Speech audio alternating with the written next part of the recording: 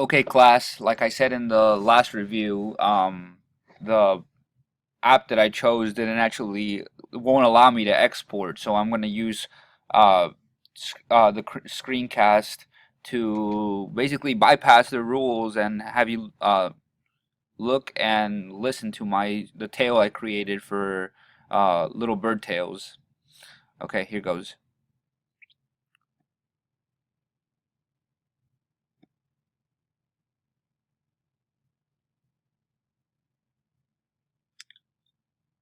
Okay, so this is about my trip to Colombia back in 2012. Um, and here is I'm actually in front of my uncle's property in Medellin, Colombia. This trip was something special because back in 2012 it was the first time I got to visit my country since I immigrated to the United States back in 1997. For me, this trip was really about getting to back in touch with my father's side of the family, who they all still live in Colombia. Most of my mom's side is here, but I got to reconnect with cousins that I hadn't seen since I was a child, and when we were all children, and now they were all grown up. And same with my aunts and uncles, and it was awesome. I had never felt so welcomed. It felt like I never left, and I had been there. I had grown up with them the whole time. I was not treated any different. So for me, it was a really special moment to go back and reconnect with them. So this picture right here is a little snapshot I took outside of a window, I believe, at a mall. And it's not that great of a picture, but it's the only one I could find that I personally took that kind of shows off that a little bit of the city. And Medellin, the city where I'm from, is a pretty modern city. This picture, however, doesn't really give you that impression.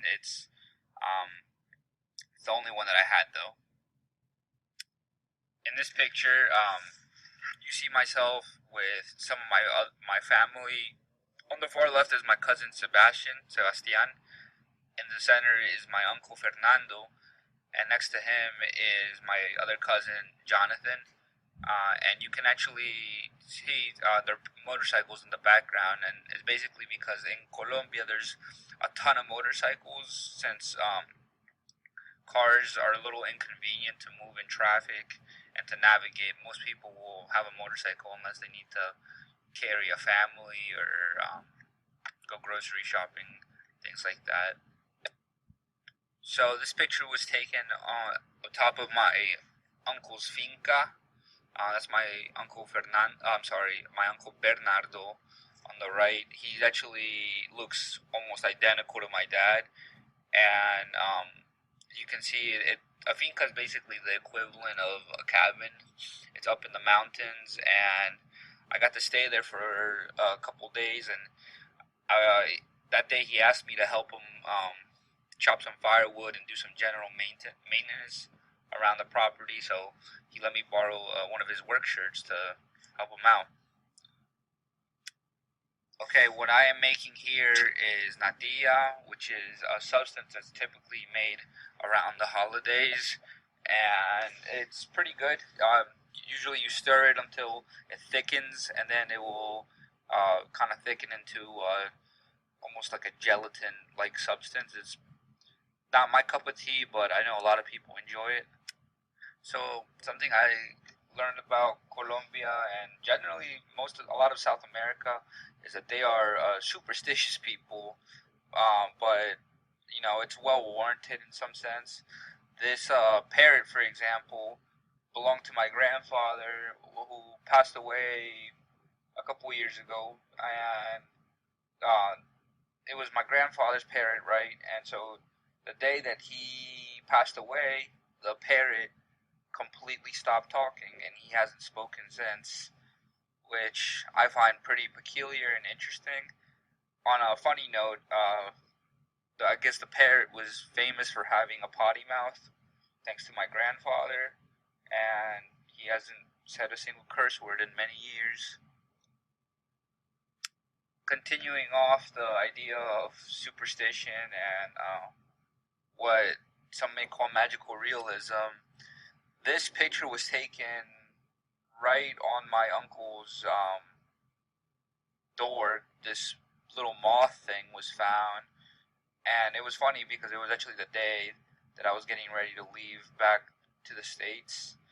And I'm not sure if you see it, but what they saw on the wings of this little moth was essentially a Virgin Mary. And for those of you that don't know, Colombia is a very Catholic country, so it was obviously very significant for my family to see this, and they all imagined that, I don't know, good things were going to happen. I made it home safe, so maybe that was the blessing.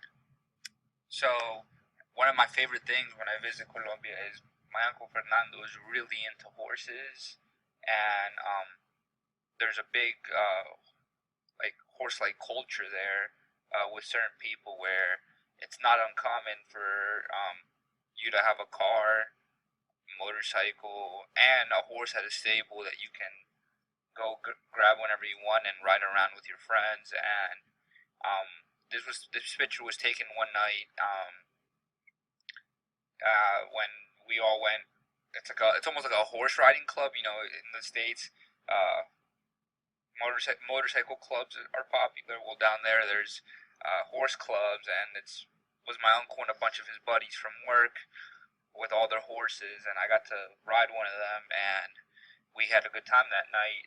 I'm not sure if you noticed, but I also am wearing a traditional paisa like outfit with the poncho and sombrero, and it's just kind of the horse riding attire. So I have a few friends here that called me Cowboy Dan because of a song that they like, and so I kind of took this picture as a joke for them. But I thought it was a good way to end this presentation as the silent lone figure saying goodbye.